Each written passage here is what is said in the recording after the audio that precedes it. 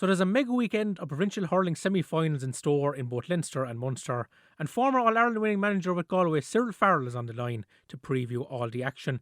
And Cyril, starting with your native county, they'll be coming up against Dublin at 2 o'clock in Croke Park on Saturday. I suppose Galway are seen as the closest challengers to Limerick this summer, Cyril, and would you share that view? Well, that's the overall view, but I know the fellas and the backroom team, they'll be just thinking of Dublin on Saturday, because you can't think too far ahead. They're the last time that Dublin got caught in an ambush in Parnell Park and kind of went downhill after that. But they will be feeling like last year to let the chance of a title go away with Kilkenny going back kind of from the dead. So it's a big one on Saturday. Dublin have a game played very well. Again, Matty Kinney, you'd have to say, used the league very well. He kept changing his team and never had the full team out. Knowing that there's no relegation and knowing probably this is his last year with Dublin, he put all his eggs into having everyone ready for the weekend against Antrim. They were very ready, and even though Antrim came in kind of in a 50-50 game, they blew them away. So Galway will be very aware of what Dublin have already done. Where will Joe Cannon start for Galway this summer, Cyril, do you reckon? Well, most of his games have been wing forward. I would love to see him starting full forward. He's a good player, not the way of playing, but he's real threat. Tomas, his real threat is on the edge of the square. I'd love to see Galway playing a full forward line, actually, and playing the ball into a three-man full forward line, because what's happening in the modern day, you have only 2 men in there, or maybe 1.5 men going, so the full back lines in the county setup haven't been tested at all. I would love to see a full forward line of Cannon, Canning and Whelan, and let the ball in, because I think each of them would do damage inside. And the nearer Joe is to goal, the more dangerous it's going to be. Okay, he'll play fine wing forward. I don't think he has the pace for the modern game, going up and down wing forward. But he'll play fine no matter where he is, but his real threat is around the square. Yeah, like you mentioned, Conor Whelan and Brian Concannon as well there, sir. Like Concannon did serious damage to Waterford up in Salthill, scored 2 goals, set up 2 more. Why does he pose such a threat up front? Well, I tell you, he's a very low centre of gravity. He's very good to win the ball in there, but definitely down low, Tomas, even in kind of a ruck ball. He's very, very strong. He's very kind of low to the ground and takes people on. And he'll go for the score. And so is Kilcannon. They're kind of score hungry. And definitely, he's always good for a goal. So, and young Kilcannon is the same thing. They've developed as they've gone on now. Whelan is still a young lad. You'd imagine he's around forever. He can play him anywhere, but definitely in near goal, he's very, very dangerous, because he'll take on his man, he'll go for goal. But if Galway play the full forward line and play the 3 of them in the full forward line, they have young Concannon, Joe Canning and Whelan, I think to be a threat, because the way a lot of the full back lines Tomas aren't getting tested at all, because you have 3 kind of on 2 at best. No, this will be 3 on 3, and it's a different ball game. And another big threat for Galway, Cyril, is Cathal Mannion. How important is he to Galway's challenge for silverware this year? Yeah, really developing into a kind of a very silky hurler, beautiful skill. Definitely when he gets midfield, he can you let him kind of control midfield. Not really marking any person, but marking the ball. Very, very good. Had a great second half against Cork, and got some majestic scores. But at the same token, the guy he was on, or the lad that was marking, or the Dara Fitzgibbon, also had a great game. But that's the way he works. He's good enough to let him play the ball. I just hope to pick him midfield, because a lot of the time he'll be playing the forward. But forwards you're kind of marked, whereas midfield you can float, and he's very good. He's good on the ball. Great player, and great to take scores going forward. He's good for a couple of scores each game. When he's on song, himself and his brother Paul, they are very good hurlers. At 4:30 then, Cyril, also on Saturday in Croke Park, it's Kilkenny versus Wexford. Wexford Leinster champions 2 years ago in 2019, but were very much below par in championship last winter against both Galway and Clare. Are they in a better place this year to challenge for honours? Yeah, much better. I think they never got it right last year, in the sense that they were ready for a championship early in the year. That didn't come. They went back to the club, played hurling and football, kind of trained hard again. It's just they were flat. Whereas this year now they're really biting. And again, David Fitz has used the league well. Never a full team out, kept chopping and changing with this championship in mind. And even against Laois game, okay, they would have been hot favourites, but they just blew them out of the water. I think they're in a good position next weekend, because I suppose the bookies can be slight favourites, but the way David sits up, he definitely have Kevin Foley and these guys back playing very deep, sweeping, so they're hard to play against. It was very nice for the last, he started, O'Connor full forward, great hurler, and he played McDonald wing forward. They all played very well up front, scored a lot from plays. They're in a good position, and I'd say they're really looking forward to the weekend against Kilkenny. Kilkenny will be favourites, but it wouldn't surprise me if Wexford beat them. Yeah, do you think Wexford could pose more of a goal threat this year, Cyril, with Rory O'Connor and Conor McDonald showing such good form? Yeah, they're running the ball from deep, but they are fairly good at it, and they're used to it, and they're not going to change, and they will go for the juggler. And I would expect the likes of DJ, TJ Reid was a brilliant hurler. I think he'll be picked up. He will be man-marked. You're not going to find him kind of loose the whole place. Wexford will play within the rules, but they will be physical. And I have a slight feeling that they'll get over Kilkenny the weekend. Very interesting, Cyril. And like you mentioned, TJ Reid there, he got 118 when the two sides met in the league in Nolan Park. Are Kilkenny still heavily reliant on him to produce the goods? Well, they are. Absolutely, he's a brilliant player. No more than Tony Kelly and these guys. These are exceptional players. Joe Cannon maybe at the injury time, but they are exceptional players and they have the talent. But people have to get the ball into them. But like TJ is playing well, and people have said if he doesn't play well, where do Kilkenny go for scores? But they have young lads like what Brian Cody be hoping is that the young lads will come up to the mark. Now look, to me he's doing a remarkable job because a lot of these lads wouldn't have won, say, minor or under 21 All-Irelands, but they are. When they put the Kilkenny jersey on, they seem to grow a foot or two. But I just have the feeling like that Nolan Davey, like the way he sets up, he will have a man marker on TJ. He'll still have a man playing extra deep, and they'll try to keep down the scores and believe that they'll get the goal or two to get them over the line. It wouldn't surprise me if they got there.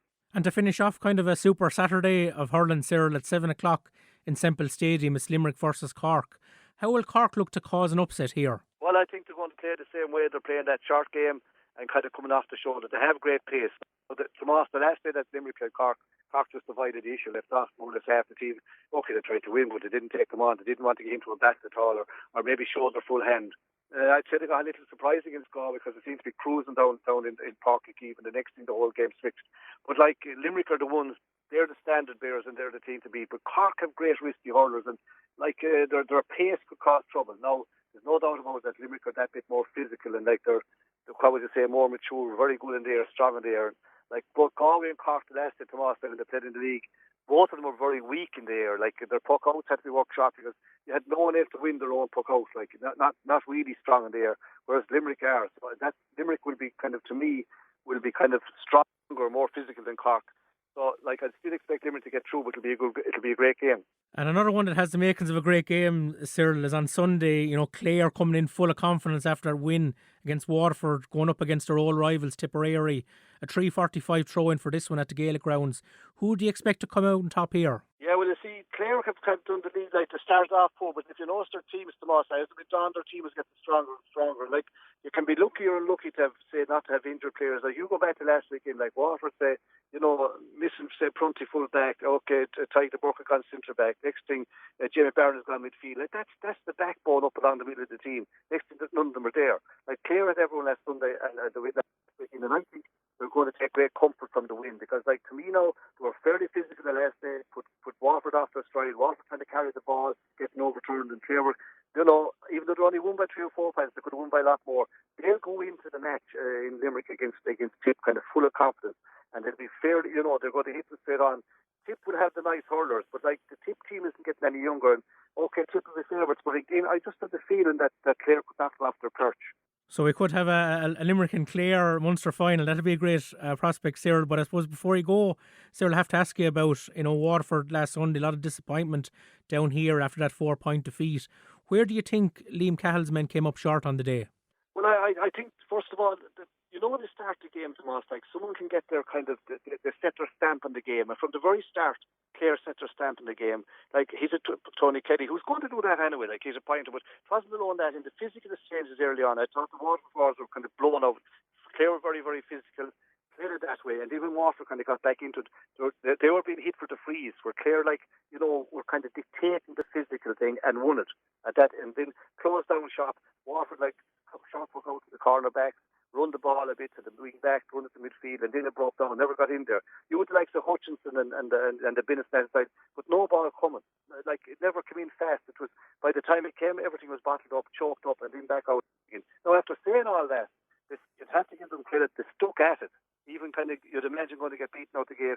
The next thing in the second half, they were still hanging in, and like only for Choose penalty, like that goal was in it the whole time. Now, no matter how you look at the goal, like the referee, he gave the penalty and he gave a black card. Like I don't know how if he looks at it again, it was very, very dubious. But that goal was in it the whole time. You'd have to say that Clare deserved to win. But I think Waterford will regroup. Now the big talking point was like the Colm Lyons back on Tony Kelly. Now maybe in all probability they might have expected Tony Kelly to start full forward and Colm was back there. Again, if Prunty was fit, there'd be no doubt Prunty would be full back no matter who be in there. So you'd be kind of lucky. You were robbing Peter to pay Paul to me, like Lyons is an attacking wing back or midfielder. But they still kept coming. But they just need to get lads back. I don't know how Prunty is or how Jamie Barron is. Now, I know trying to Burke has gone, but it's just a matter of getting kind of settled the team again. But they finished strong, and you're going to find tomorrow, no one will fancy them in the next round.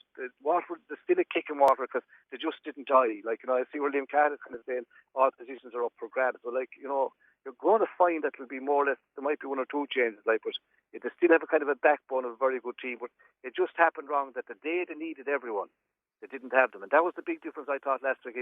Clare had everyone that they wanted, and so had Wexford for the first time this year. It's a terrible difference when you're dealing with a full deck of cards compared to trying to fill holes here and there. When you're trying to fill, say, number 3, 6 and 9, well, it's a big ask, like. Yeah, so you think that Waterford will need the likes of Conor Prunty and Jamie Barron back if they're to be a force this summer, Cyril, through the back door? Yeah, I have no doubt if Conor Prunty was full back, and it didn't matter if Tony Kelly was in there or any Tony Kelly. Okay, he could be in there, but Prunty would be full back, and by God, it'd make life hard. Good, hard, physical hurler, knows how to play full back. Like, there's no doubt about it. Now, Jamie Barron is like a pocket rocket. Like, he'd be popping up. If Jamie is there that can play him well, he knows when to come off the shoulder. He'll go through that tackle even though it's play midfield, he'll go through that half back line, and he's broke the cover. It's a different ball game for the Bennett's and these guys inside Hutchin, all these fellas. But they never really got going the last day. So they have all that to play for. They'll be hurting. And I think, if the draws anyway kind of next night, they could still have a big say because they still are a good team. Like, you don't become a bad team overnight. Okay, the expectancy was a bit higher this year than last year. That's going to happen, but it's hard to get going when you're playing without top players. You need them all, and especially on the big day. Well, former All-Ireland winning manager with Galway, Cyril Farrell, a pleasure to chat hurling with you as always. Thanks so much for your time this evening. Pleasure is mine, Tomas. No problem. Now you're hurling. Lorna Porca with Tomas McCarthy on WLR.